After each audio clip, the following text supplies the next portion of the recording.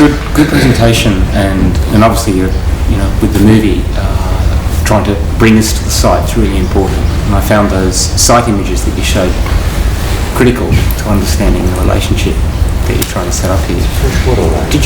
Did you show us a plan of a residence? Sorry? Did you show us a plan of a residence? Yeah. Of a single dwelling? Yeah. Can you show me? Because that's the critical repeated unit, isn't it? This one? Yeah. So. These ones? Oh. Okay. So, and look, I've got to say too, I really appreciate that you remained involved in the discussion of your project, and as it changed, you went and talked to different people about it all the way through. So I think that's a really noble thing, even though it was difficult sometimes, getting conflicting advice. Can you explain why these are good residences or good dwellings for the miners, considering the isolation and the drop-in, drop-out sort of nature of the work? And you might go forward to the actual planning. I mean, you can talk about it in relation to one dwelling to another, but... These ones? Yeah. Why is that a good place for a person to stay? I'm not saying it isn't, I'm just asking a question.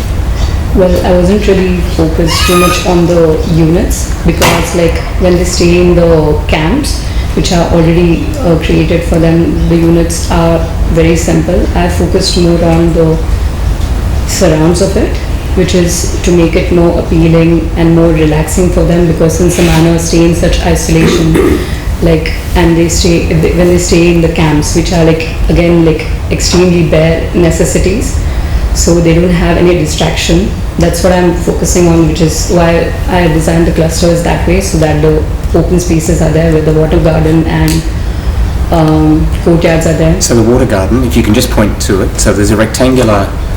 This one, these are the courtyards and this is the water garden. So that's the water garden, and the one in the middle is that also water? That one? No, this one? Yeah, is that land? Yeah. Okay. So in that diagram, the water comes in because it's lower, and then you've got land, and then you run, and I can step from that land into the unit. Yeah. And then when I go out the back, is that like a deck or something that I'm standing on? Yeah, that is the thing which goes throughout the scheme and which connects all the things together, the bathhouse, the units and the bird hatch. Okay, and then I step down into that internal courtyard, which is just it's vegetated or just dirt? Yeah, it is. What's the temperature range out here, winter to summer? Winter it is, it can go up to 39 degrees. Summer. And during the winters it can go as low as 12 or 10 degrees. No, it doesn't go down to freezing. It would, wouldn't it, being so open? Certainly orange. It'd be -10. What's interesting for me is that at the moment they live in camps, don't they? FIFO, fly in, fly out. Yeah. And so this is really another form of camp for them, And when they come in and bathe and then go to their simple rooms, they won't stay long in there probably, but they'll go down to the big end room here, where hopefully it's going to be cool in summer and warm in winter. Yeah. And they can have a few cold beers, and there'll be a big television screen there with the footy on, and you know what these miners are like. They really like that sort of stuff. And so what you're showing here is like a broad diagram, quite, in its own way, quite beautifully ordered. But there's no life in it, right? You've left that, it's completely empty in a way, so it has a strange surreal quality about the whole thing. And the lake itself too, sometimes it's mud and caked and cracked, and other times it's water. So to have a communication system that goes across that lake, can I say, would be problematic. Like, it's okay when it's going to be full of water, but it's not okay when it's going to be mud, and it's probably not okay when it's dry and caked either. So it's hard for me to come to grips with why. I know they want to get away from the mine. I can't help feeling that in some way they'd probably drive the long way round here.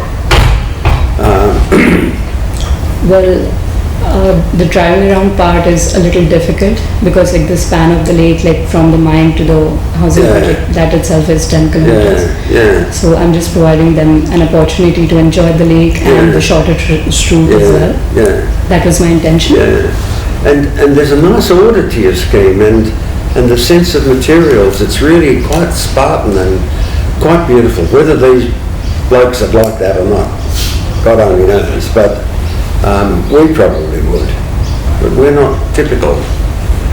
So I'm puzzled. I'm also puzzled why the courtyards are not planted with the most wonderful shade trees for summer and losing their leaves in the winter to let the sun in, because that would make them very habitable, and they might end up having their beers out there in the courtyard like we do over at the Shortland building. Yeah. So I'm slightly puzzled by your way of enlivening or lack of enlivening an architectural presentation, and yet I can appreciate its spare, almost surreal quality about it. It's curious. I find it curious too, because when you show the section with someone who's in the water and then someone where they can be in a plunge pool, you've obviously imagined a body and you've drawn a body. But when I look at the rooms, I can't, and you go, here for example, if I'm in one of those units overlooking the water garden, I'm sitting looking at another bloke trying to have a bit of privacy, and we're eyeballing one another, but we're not together. So we're forced to look at one another when we think we're private. So I think when you knock off in a place like this, you knock off your shift, you might want to go and be totally on your own, but they haven't got a choice here. They're looking at one another. They're not looking out to sea across the water. Or you want to get together and have a gossip about the boss or something, and there's nowhere in the shade where we can sit. And like particularly at the intersection, this poor bloke who's at number unit, the second from the left, he's looking down that long corridor as he sits in here, seeing them all marching towards him. You know, to me it's like you stop thinking. Here you were thinking and imagining yourself being in that pool. I think you're like water. And then, but here you can't imagine being this guy coming back from the whatever mining job he's got, and he's thinking about his kids, and he wants to do his Skype, and where can he do his Skype, and you can't furnish a room because the bed's in the way. You go back to your plan, just because I think it's so important to explain to you that when you're thinking about yourself as being the body and empathising, you can imagine it. But here, what are you going to do in that little corner on the other side of the bed? Where do you put your clothes? You haven't got much, which is good. You come in with your bag. You want to put your kids' photographs somewhere. You want to hang your clothes up, so where you need some pegs. And where you're going to put your computer or whatever it is that you're going to, there are little things which you want to use that 2 weeks you're away or whatever it is. And you do need a little bathroom somewhere communally or something, because you're going to have that beer or whatever it is you drink, water or, to me it's like not lived. Whereas in this bath occasion you show that you can do it. I don't understand it either. I'm as puzzled as Rick about why there's some things that you've imagined clearly and then other things that you've just not, your imagination hasn't been in there. Oh, well, the thing is, like, it's a big scheme. It's supposed to house 350 people. It is a big scheme. It is a big scheme, but it is repetitive. Like, it's, if you're working out one, it's not like there are lots of different ways to furnish it either. So there's something that you know you can bring to it that you haven't convincingly demonstrated in this particular plan, I think. Can I explain myself? Yeah, you can, of course. In this part, like when you said like these people, they're facing each other, like I've actually provided a low wall over here, so that A wall. a low wall, Yeah. so it can come up to eye level, so they won't be really facing each other. But they'll be looking into a wall then. Yeah, but it will be an open space which is planted and everything, so it's like they have a Okay. Do you have a plan of these buildings? no. What are those buildings? They are some of the, there are more units. The thing is, since it's a like scheme for 350 people, the one which are facing the lake, these ones, they house around 100 people, and the ones which are lying behind, they like accommodate the rest, the 250, and But that is you- supposed to be transitory.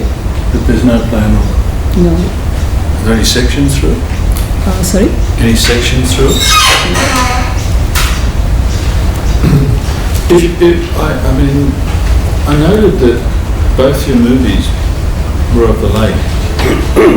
Beautiful movies, by the way, but not buildings. So, I mean, you've chosen this site because it's so amazing, isn't it? Yeah. It's a remarkable place. And sometimes when you find a remarkable place like that,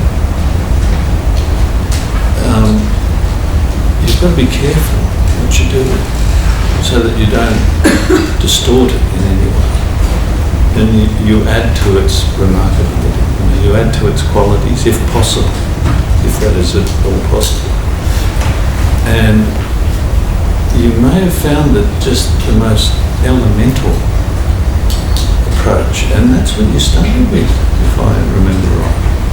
Yeah. It's very, this very elemental approach, and you investigated the bathing and how the atmosphere of the bathing. You had little places you could wash, and somehow you moved into this different approach. I think maybe you felt it wasn't interesting enough. It was plenty interesting. But what is most interesting is the lake. So you take a secondary position and you let the lake do, like all your food movies were shown, do all the work. It comes and it goes, it reflects the sky, it's got bird life on it, it's mud and it's water, has a skin of water on it. It's just something you look at. And so, I think there's a genuine, very genuine humility in your work, which I respect. And I think, whenever we're doing architecture, we're always doing this. Sometimes we do this, but generally it's sort of a wavy line where we're investigating, we reach a low and we reach a high, and we go all through that. But I wouldn't be showing stuff that you don't have drawings of. Yeah. And I don't think you need to show it, and the other thing about these camps, and I've visited 2 of them, or 3 of them, is that they're very elemental and they're very flexible.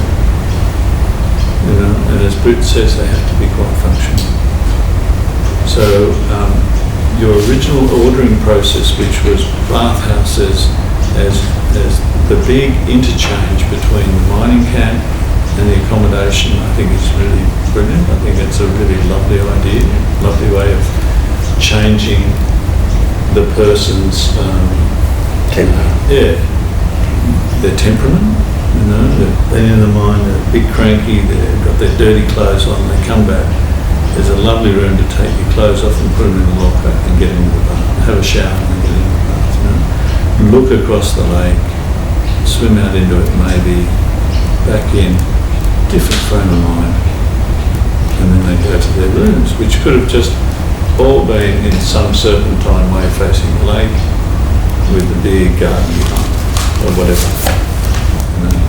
But I do enjoy the humility of your scheme and your own temperament too. I think it's a lovely temperament to have in architecture.